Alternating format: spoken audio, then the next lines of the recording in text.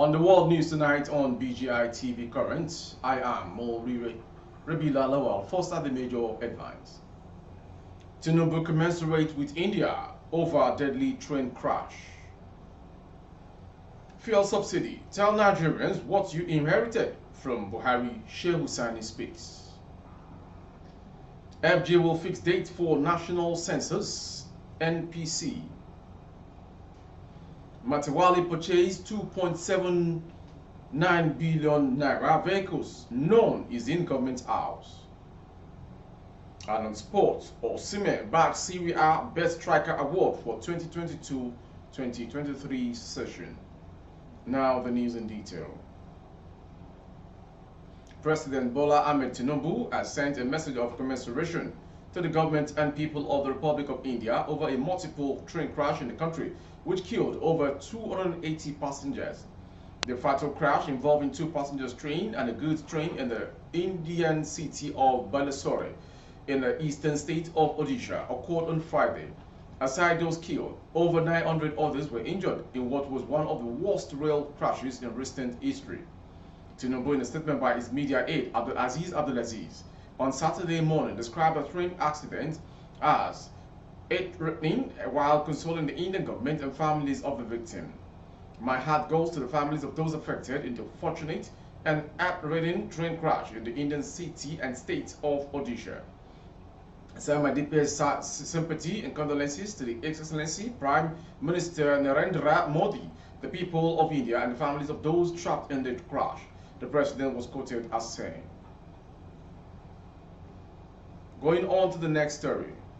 Former lawmaker Sheu Sani has urged President Bola Tinubu to keep aside party solidarity and tell the country the truth about what he inherited from elsewhere President Muhammadu Buhari's administration. Sani claimed it was unfair to ask poor Nigerians to make sacrifices without knowledge of details of what happened under the last administration. The social critics' demands were contained in a post via his verified Twitter handle on Saturday morning. The Tinubu government must set aside polity and party solidarity and tell the country the truth about what they inherited as contained in the handover book. It's unfair to ask the poor masses to make sacrifices without knowing the details of what happened under the last administration, Sani tweeted. His statement is coming on the heels of the removal of fuel subsidy by the Tinubu government with its consequent hike in the pump price of petroleum products across the country. Meanwhile, the Nigeria Labour Congress (NLC) had also issued threat that its members nationwide would embark on strike next Wednesday if the government failed to revert to the status quo.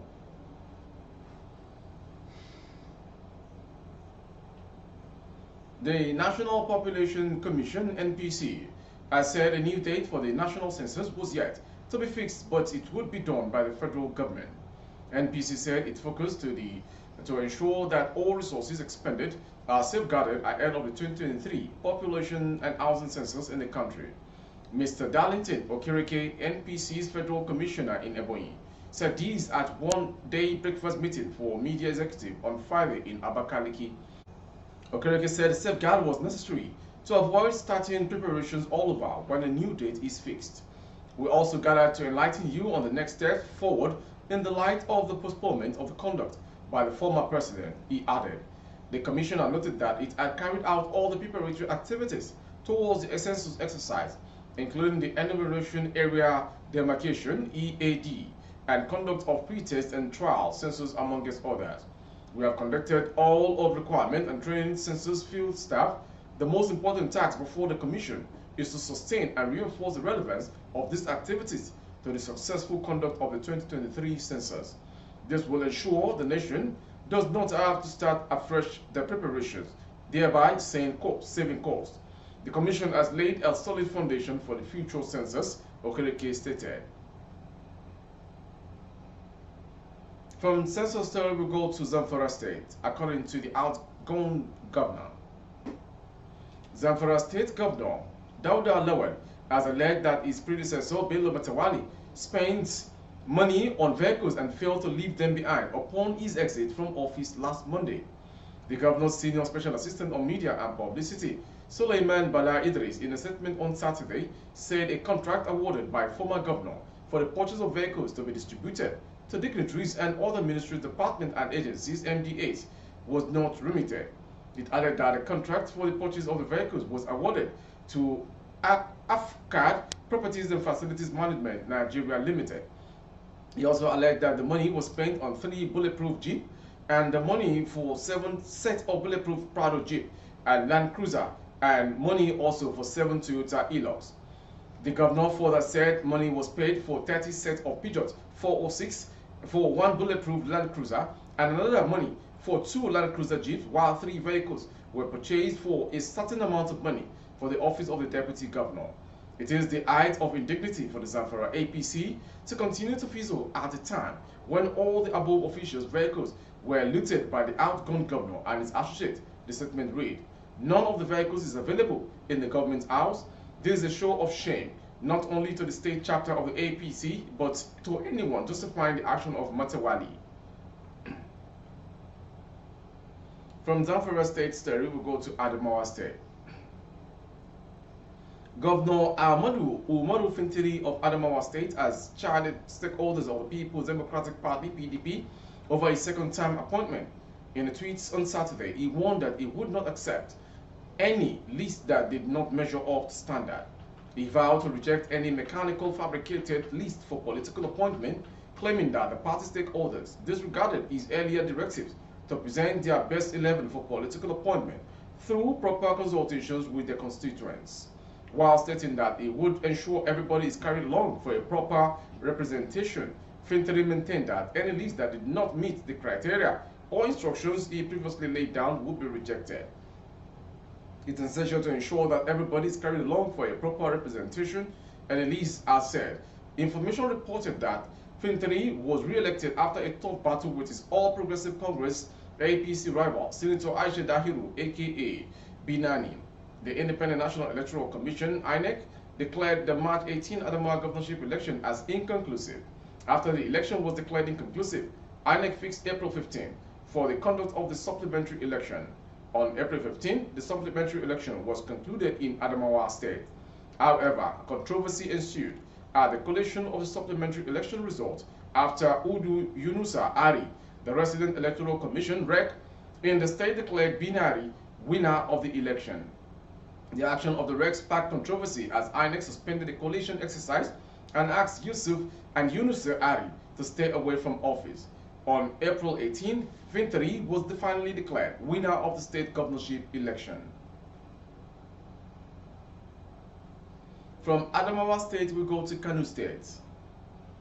Governor Abba Yusuf of Kano State has directed the immediate demolition of illegal structures erected at the race course and some identified public places in the metropolis. This is contained in a statement by his press secretary, Bature Dafintoa, on Saturday. Mr. Yusuf assured the present administration's commitment to restoring the glory of the state by reclaiming all encroached public land and properties used to erect illegal structures by private individuals or group. He explained that the structures erected in schools, mosques, public playgrounds, graveyards, markets, and hospitals will be demolished to ensure strict adherence to the urban planning, beautification, and safety of the people. These places are meant for public use. It is therefore disheartening to witness the incessant destruction and conversion of public places that are used to render social services by unpatriotic citizens. We shall bring an end to land grabbing and the indiscriminate erection of illegal structures in the state, he said. From Kano State to Katsina. The Katsina State Revenue Services (KRS) has given banks and other agencies in the state a 2-week ultimatum to remit tax collected on behalf of the state government or face the wrath of the law. The Executive Director of Katsina Revenue Service (KRS), Alhaji Sirajo Mohammed, and the company of his team disclosed this to newsmen when they visited the defaulters in their offices within the state capital. Sirajo, who said the accumulated debt is over 1 billion naira, noted that some of the defaulters are owing the state over 500 million naira. Consequently, the KRS team placed notices of non-compliance at strategic locations within the premises of the defaulters to draw the attention of the general public to the development. They have deducted government money and have not remitted to the government. We have been on this issue for quite some time now. We have met and sat with them, but they have refused to come up with their payments. In your interest, it is better you don't deal with them. We are giving them a period of 2 weeks within which to come forward and settle their outstanding liabilities, failure of which will result in recovery options without further recourse to these allegations and organizations. From Katsina State, we go to Oyo State. The sacked chairman of the disciplinary committee of the Park Management System, PMS, in Oyo State, Alhaji Mikaila Alamidi, said the police cannot declare him wanted. Better known as Auxiliary, Lamidi, who has been declared wanted by the police for alleged gun running, said Governor Sheu Makinde, governor remains his destiny helper. He added that he is committed to peace, noting that he would abide by whatever decision the governor takes on transport unions. Reacting to the allegations of violence allegedly perpetrated by his boys a few days ago in Ibadan, Auxiliary, who spoke on Saturday morning from his hideout on a live radio program in Ibadan, said he is a peace lover who could not have turned the state to a theater of war over the dissolution of the PMS by the government. On the position of the Oyo State Police that declared him wanted, Auxiliary said such declaration was not meant for him, adding that when I'm not a fool, how could I have hidden or stockpiled those weapons at my residence? He, however, warned his boys not to foment trouble or engage in any act of violence in Ibadan, another part of the state, saying they should desist from such plans. The former PMS boss added that no individual, no matter how highly influential he or she is bigger than government. He spoke glowingly about Governor Makinde and his ally, Tuba Sheyi Famojuro, declaring that both are his benefactors. Auxiliary, however, promised to comply and cooperate with the reform and integration of other driver units in the PMS, stating that if the new reform doesn't favor him, he would accept the outcome. From Oyo State, we go to the foreign story. At least 288 people were killed and hundreds more injured in a theater train collision in India. Officials said Saturday the country's deadliest rail accident in more than 20 years. Wreckage's debris was piled high at crash site near Balsore in the eastern state of Odisha, where some carriages had been tossed far from the tracks and others flipped over entirely. Smashed train compartments were torn open in the impact late on Friday, leaving blood-stained holes in their sides. Rescue workers searches for survivors amid damages carriage at the accident site of a train collision near Basore, about 200 kilometers from the state capital, Bhubaneswar, in the eastern state of Odisha on June 3, 2023. Survivor Arjun Das told a Bengali television channel he heard a thundering sound, then saw people falling from upper berth. He jumped out of the train. People were screaming, shouting for help, he said. There were injured lying everywhere inside coaches and along the tracks. I want to forget the scenes.